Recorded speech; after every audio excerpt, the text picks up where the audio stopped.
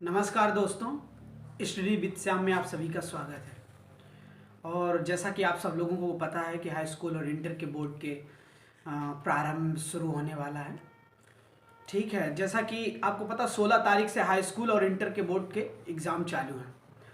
तो क्या है ना कि बहुत से बच्चों के लिए मन में डाउट है कि क्या क्या चीज़ें लेके जाएं वहाँ पे। तो उस चीज़ को बताने के लिए हम इस प्लेटफॉर्म पे आए हैं। तो सबसे पहले तो आप सब लोगों से एक गुजारिश है कि चैनल को like and share and subscribe कर दें और शेयर कर दें अपने दोस्तों को जो हाई स्कूल में पढ़ रहे हैं, इंटर में पढ़ रहे हैं, उनको चैनल को शेयर कर दें। ठीक है, और हम अब बात करेंगे हमको क्या क्या सामग्री लेकर के जाना है, क्योंकि बहुत से बच्चे भूल जाते हैं और फिर बाद में वहाँ पे हफरा दफरी में बहुत सी चीज़ें गलत हो जाती हैं। तो सबसे पहले बेटा सामग्री में आप याद रखो प्रवेश पत्र। ठीक है, हमारे लिए आप जब स्कूल गए होंगे आपको ऐसे 2 कागज मिले होंगे, एक प्रवेश पत्र है बेटा और दूसरा पंजीकरण संख्या। ठीक है, पंजीकरण 2 ऐसे कागज मिलेंगे, दोनों को आप ले लेना है और दोनों की फोटो कॉपी एक एक। ठीक है, क्योंकि कभी कभी होता ऐसा है कि अगर आप गए और बरसात या कहीं कुछ किसी के कारण मतलब चीज़ें अगर गल गई या कहीं खो गई तो फिर वो दूसरी चीज़ काम आ जाती है। तो इन दोनों की एक एक फोटो कॉपी आपके पास हो जानी चाहिए पहले से ही।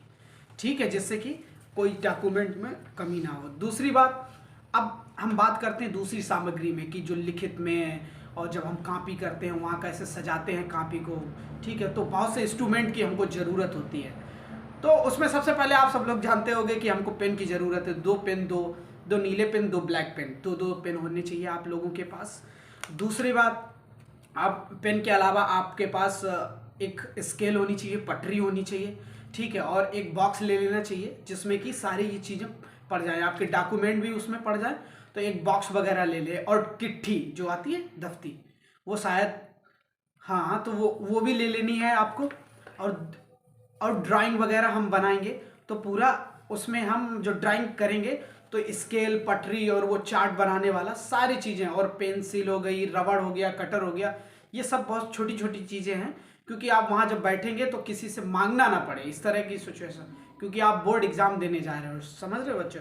और जो तीसरी सबसे बड़ी इंपॉर्टेंट चीज़ होती है जिसके बगैर मुझे लगता है आपको एग्जाम में एंट्री ही नहीं मिलेगी, वो होती है आईडी बेटा। ठीक है, एक आईडी लेकर के जाना है आपको, और ज़्यादा आईडी में आप ले जा सकते हैं आधार ले जा सकते हैं और दूसरा पैन कार्ड भी ले जा सकते हैं। तो ज़्यादातर बच्चों का आधार बना हुआ है तो आधार आप लिए जाइए। ठीक है, और आधार के साथ साथ एक फोटो कॉपी भी लेकर के जाए। ठीक है, और जब आधार की फोटो कॉपी ले जाएंगे तो आपको एक पासपोर्ट साइज की फोटो भी चाहिए।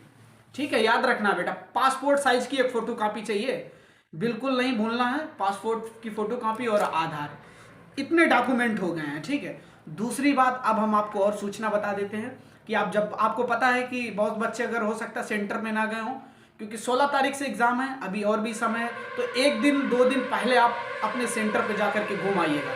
इससे क्या होता है कि हमारी बहुत सी नर्वस चीज़ें खत्म हो जाती हैं, क्योंकि हम सुबह उठ करके जाएंगे, जो हाई स्कूल वाले बच्चे हैं, तो फिर हाफा दैया में वो उनको स्कूल नहीं मिलेगा, फिर वो पहुँचेंगे और एक डर सा बना रहेगा। एक दिन आपको पहले देख करके आना है, एक ये मुख्य सूचना। दूसरी बात, जो उत्तर प्रदेश आप जाएंगे, उत्तर प्रदेश प्रारंभिक जो शिक्षा, ठीक है, यूपी बोर्ड जिसे बोलते हैं, उसकी वेबसाइट पे जाएंगे, आपको जो उन्होंने अपना डाटा डाला है, ठीक है, जिसे बोलते हैं नोटिफिकेशन, उस नोटिफिकेशन को आप रीड कर सकते हो, बिल्कुल रीड कर लेना। तो सारी डाउट जो है, जो हमने बताया, हमने वही चीज़ें बताई हैं जो यूपी बोर्ड के वेबसाइट पे नोटिफिकेशन पड़ा हुआ है ज़्यादातर। तो आप भी वहाँ पे जाकर के नोटिफिकेशन देख सकते हो और चेक कर सकते हो।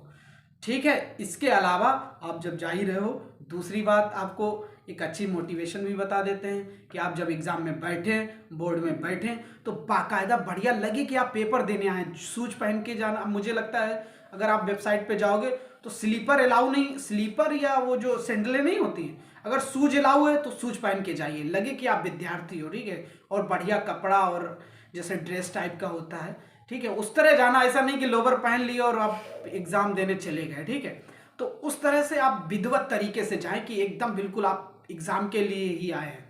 ठीक है, पहली बात। दूसरी बात, वहाँ जाओगे बहुत सा स्टाफ मिलेगा। आप, अब चीज़ें क्या होती है, आप वहाँ पे जाओगे तो रोल नंबर पहले आपने, जो आपने देखा होगा, जो गेट होता है मेन गेट पे ही आपको रोल नंबर देख लेना है, क्योंकि आप अंदर ऐसे घुस गए फिर कमरा नहीं मिलेगा आपको।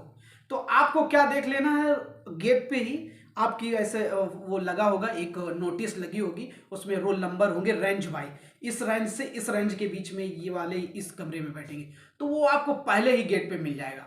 तो वहां से देख के ही चलना है। अगर अंदर गए फिर आप इधर उधर करोगे और लोग पूछोगे किसी टीचर से, बहुत से टीचर अच्छे होते बता देते, बहुत से टीचर आपको थपड़िया भी सकते हैं। तो अब मेरा मानना ये है कि आप लोग गेट पे ही बैठ करके सारा वहाँ देख, फिर आप अंदर गए, दूसरा स्टेप क्या है, अंदर। अब अंदर जब जाओगे तो कमरा बहुत बने हैं, वहां पे भी जब आपको पता चल गया कि ये फर्स्ट फ्लोर पे है, ये सेकेंड फ्लोर पे है, क्योंकि कभी कभी 3-3 मंजिल के भी स्कूल है, तो वहां पे जब पहुंच जाओगे फिर आप वहां देख सकते हो कि किस कमरा में कौन सी सीट हमारी है। वो भी आपको गेट के बाहर ही मिलेगी, आपके रूम के जस्ट बाहर मिलेगी कि हमारी कौन सी सीट है।